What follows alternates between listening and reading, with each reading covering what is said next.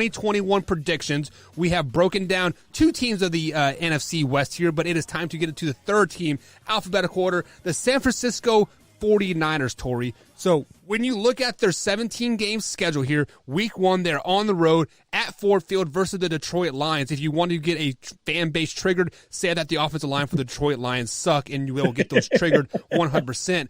And then the week 18 matchup, they're back on the road again playing the LA Rams. So they start with a road game and they end with a road game. And they have a stupid early bye week, meaning there are 4 weeks that I do not want a bye week. That's week 4, week 5, week 6, and week 16. I do not want a bye week those weeks at all. But Tori, what game on their roster really just like pops out at you and like, man, that is going to be a make or break for the San Francisco 49ers this season? I'm going to go with their week 3 matchup against the Packers.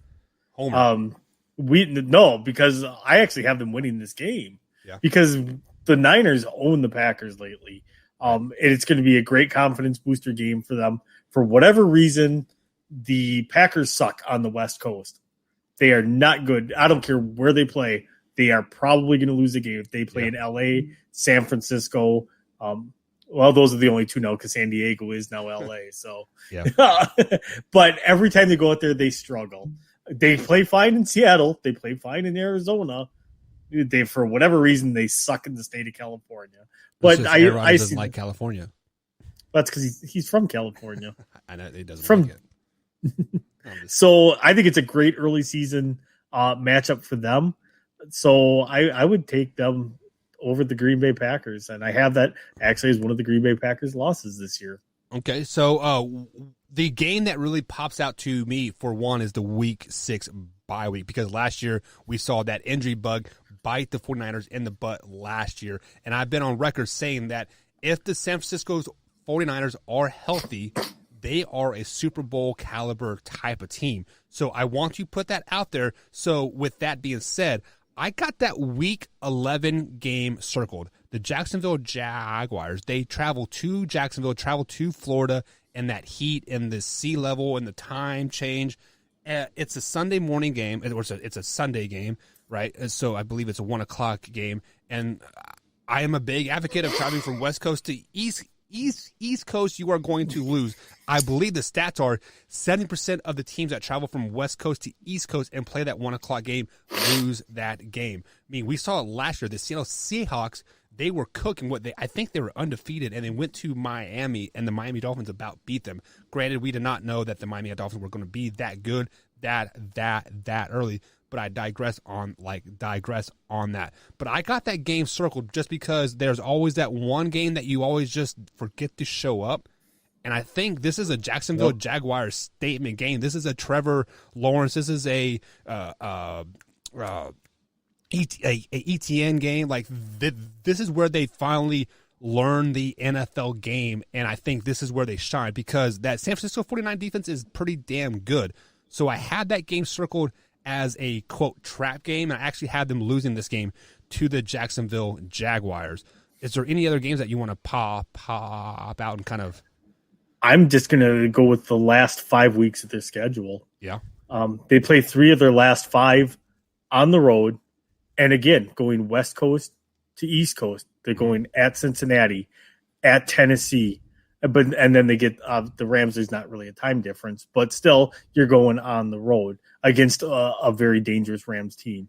And your 2 home games are, I believe, what's going to be a very dangerous Falcons team this year that not a lot of people are looking at. But then you have the Texans, which is almost like having another bye week this year. I see, and I think the exact opposite of the Texans. I think they are going to play that chip on their shoulder. They're going to be playing that spoiler role like all year. Like, hey, just like the movie Major League, you guys are going to win just despite the ownership, right? So I kind of see that in the Houston Texans a little bit here. But one thing that has been really concerning to me, like really playing in my head, is they drafted a quarterback first overall in Trey Lance. For number 3 overall. Well, their first round. Yep. Yeah. So, and their and their bye week is so early in the season. Do you think if Jimmy G and the San Francisco 49ers struggled that first 5 weeks, they're 1-4, 2-3 type of situation, do you hear rumblings of Trey Lance come week 5 and that bye week they make that move and put Trey Lance in there? No, I don't. I think they see they're playing the long game. They're playing long-term value. Why destroy a young quarterback's confidence and all that stuff by throwing him in there to the Wolves? Let him sit. Let him learn. Because even watching, if Jimmy G goes in there and plays terrible, he's still learning things. He's learning what not to do. If Jimmy G goes in and plays great, he's learning the good things about what to do. The thing is by the time that kid steps on the field, and this is why I hate when teams are like, oh, we drafted a quarterback, let's throw him in there. And that's why in my humble opinion, that's why we see a lot more busts than we do booms at quarterback. Your Peyton Mannings, your Tom Brady's, your Justin Herberts and stuff like that are far and few between. I mean, even Russell Wilson. For every one of them, there's a Jamarcus Russell. There's, a Todd Marinovich. There's Todd Marinovich was a quarterback in the 90s for the Raiders. I was being a smart ass bust. Yeah. But that's where I think organizations are going a little bit more old school, where if you win the job, you win the job. However, if you're not ready, we're not going to put you out there either. Right. So I like the mentality of that. And with their GM, with John Lynch, with Kyle Shanahan as their coach, I don't think they're going to do anything to jeopardize their young quarterback's confidence that early on. Yes, they have a shiny new toy to play with, but they want to read the instruction manual and learn the best way to use that shiny new toy as well. So, I'm glad you said that, because last night I kept trying to butt into our own show because Wyatt and Combs were dominating the conversation about the whole Justin Fields thing. And I said, let him sit, because the Kansas City Chiefs, they let Patrick Mahomes sit, and the offensive coordinator was with the Kansas City Chiefs with the whole Patrick Mahomes thing. Now he is with the Bears. And I'm glad you said that. You are okay of letting a quarterback sitting a year and learning. Don't throw him into the Wolves and crush the confidence. I think that's why the Chicago Bears drafted Andy Dalton, was to let because they knew they were going to get a quarterback in the draft and letting him sit there. So digressing back that and transferring back over to the 49ers here, I think come week 5, week 6, we are going to hear the media, Tori, we are part of the media now. I think we are going to be here on the Man Hour when the 49ers go 2-2, 2-3, and Jimmy G just isn't performing. Why not put Trey Lance in there? I can see it. I can see it now. Combs and Wyatt are going to be on Trey Lance's nuts and just he has the biggest upside. The 49ers are 1-4. Jimmy G has 15 interceptions in the first 5 weeks. Yada yada yada. You have to put the kid in. Yada yada yada. There's a reason why the 49ers extended his contract with the no trade clause till 2023.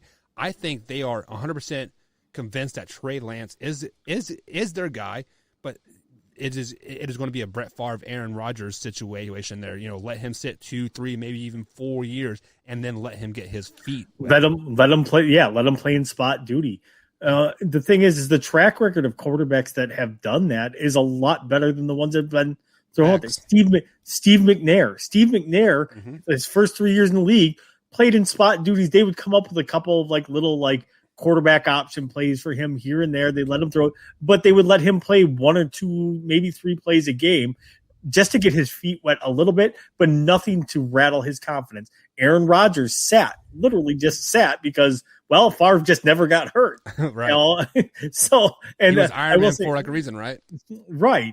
So, and Aaron sat and learned. And as much as people want to make a big deal about their relationship, he still learned.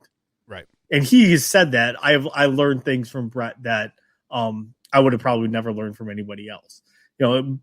And he's kind of has the same mentality as Brett is. Yes, this is a business. I know they brought somebody in to eventually take my job, but still, that doesn't mean that I can't they can't sit and watch and sit and learn. I'm not going to actively be like, Right. this, and this, which I think Aaron does that no matter what, because if you look at the quarterback rooms that the Packers have always had, he's always very close with the other quarterbacks. Right. So I think he does impart his wisdom on all of them and tries to show them the right way. I just think Jordan Love is not going to be a good quarterback. But and what people fail to understand, it is just not like you're just sitting there watching film. You are going through reps and practices. You are the scout team quarterback. So in theory, you are getting game time reps every week. Sometimes even more reps than the starting quarterback, just because sometimes they want to limit his reps in practice and hits and like all this stuff. So I mean, Trey Lance is getting his feet wet those 2-3 years that he could be possibly sitting for the San Francisco 49ers. It just on Sunday he has a headset on. He's hearing what they're communicating back and forth, and he is seeing it live. And again, one of the best defenses in the league that he's going to learn from. He's going to learn what not to do real quick in practice. Exactly. Because if you make a mistake against that defense, they're going to make you pay. So speaking of the top defense, Nick Bosa is back after that. I believe it was a ACL, wasn't it? That yep. like he tore. Do you see Nick Bosa going back into form, or is there a process? Week 5, week 6, we finally see him at 100%. If this was 10 years ago, I would say maybe week 5 or 6, because a lot of guys are hesitant on that knee. I don't get it. I don't see how it does, because when I had my ACL done, it's like I was walking without crutches within 2 weeks, and you are able to walk. It is just a confidence factor. Like, do you have confidence? Absolutely, of exploding off the knee? Yeah, right. And I was determined to get that knee back to where I wanted it to be, because obviously I had a very physical job at the time. So right. I hate the term sink or swim, but I've used it like 5 times already tonight, and but that's kind of it with that kind of injury with that knee. It's sink or swim. Like, do you have confidence in it or not?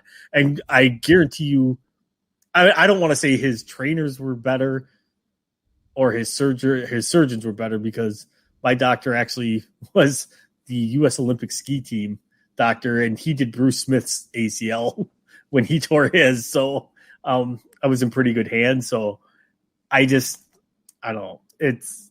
I think it's all about the confidence for him. The kid's got an overflowing amount of confidence the way it is. All them Bosa boys do. So I think he's going to come back just as a madhouse. He's going to be rearing at it. If anything, they're going to have to try to limit him rather than him, being tentative. I think they're going to have to limit him and try to be like, slow down, Yeah, 100%. So let's go ahead and jump into the records here. I actually had the San Francisco 49ers going 9-8 on the season, 3-3 in the division, but most importantly, 6-6 in the NFC. So I don't think they might make the playoffs. Like, we haven't picked them all the games yet, so I don't know where it's going to fall. But if they do, I don't see them going past that first round, unfortunately. What is your record for the San Francisco 49ers this season? So they're my 4th place team. I have them going 8-9 this year. Yeah. Because I figure at some point Jimmy G will probably miss 3 to 4 games. It just seems to be his MO, and they will not put Trey Lance in there. They'll probably sign a veteran and have them start for a couple of games. I mean, well, they still have that Nate Studfield guy and Josh Rosen on the roster. Yeah.